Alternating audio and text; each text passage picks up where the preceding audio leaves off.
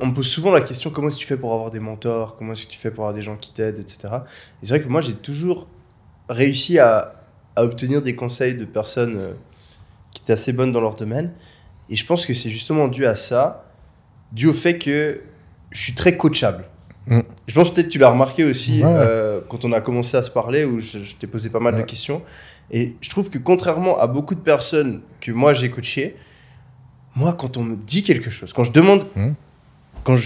Parce que les gens ont envie de t'aider. Quelqu'un qui est arrivé très loin dans un domaine, on pourrait penser, ah, il est busy. Oui, certes, il est busy, mais c'est tellement émouvant. Ça fait kiffer d'aider. Et ça fait kiffer d'aider quelqu'un qui va s'aider lui-même et qui va obtenir un résultat. Et donc, moi, quand je pose une question à quelqu'un, que je demande à quelqu'un de me coacher, j'écoute tout ce qu'il me dit. Même si je pense qu'il a tort, je l'applique quand même. Et je l'applique vite. Et je lui montre les résultats rapidement. Et en fait... La personne, vu qu'elle a vu que t'es écouté et que tu l'as fait, eh ben, même imaginons ça marche pas, elle va se dire ah putain, j'ai peut-être donné un conseil de merde, ah il faut que je l'aide encore plus. Si ça marche, ah ouais putain, il a fait ce que j'ai dit, je peux l'emmener loin ce mec. Tu sais que là tu viens de pointer le secret que j'ai jamais réussi à expliquer aux gens, mais tu viens de me faire une illumination. C'est qu'en fait, quand tu te fais coacher, il faut que tu acceptes même si t'es pas d'accord. Ah ouais, 100%. Parce qu'en fait, c'est gagnant-gagnant. Si le mec a raison et que t'étais pas d'accord, t'apprends un truc de ouf.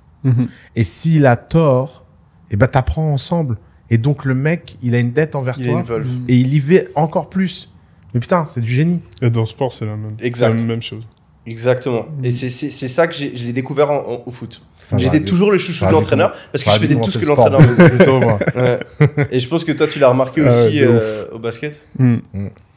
Et je l'ai remarqué aussi à l'armée. Et une fois, t'as même mon adjudant qui l'a dit devant tout le monde.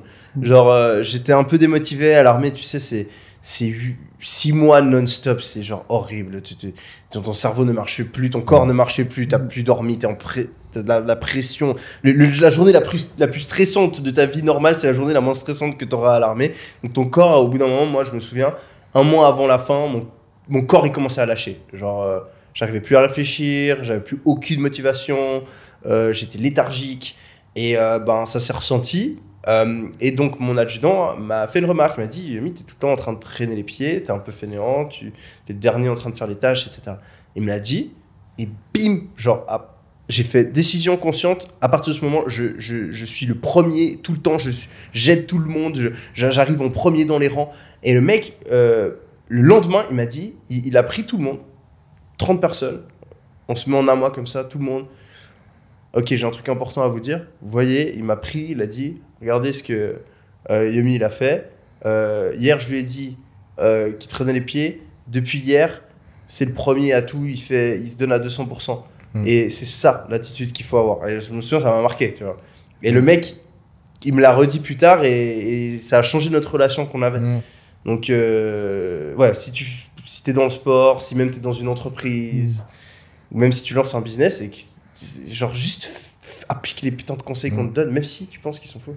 Et ça, c'est un autre truc aussi. Je parle souvent de Nietzsche qui dit que les convictions sont des plus grands ennemis de la vérité. Ouais, et en fait, le problème, c'est que si quelqu'un a atteint un niveau de succès que tu as envie d'atteindre, il sait forcément des choses que tu ignores. Mais en général, les choses que tu ignores, c'est pas juste que tu n'en as jamais entendu parler, c'est que tu penses qu'elles sont fausses alors qu'elles sont vraies.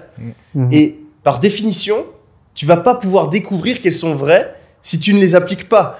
Donc tu vas avoir tes réalisations uniquement en faisant des choses qui vont un petit peu à contre-courant de ce que tu as l'habitude de penser. Et c'est pour ça que si je suis les conseils de quelqu'un, j'applique tout. Tu peux pas faire ta petite sélection à la carte, je prends seulement cette partie. Il faut en général prendre tous les conseils et ensuite tu regardes. Ouais, tu regardes le résultat. Ouais.